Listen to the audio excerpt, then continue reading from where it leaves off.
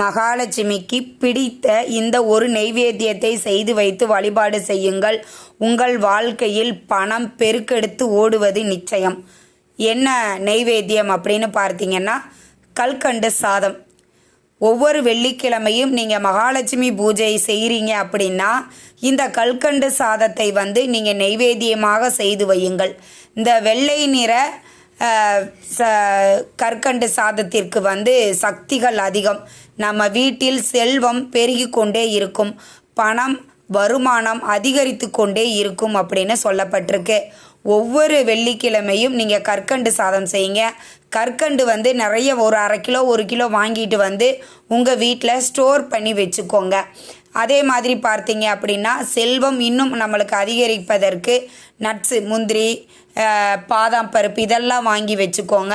இதெல்லாம் நம்ம வீட்டில் இருக்கக்கூடிய செல்வத்தை அதிகரிக்கும்.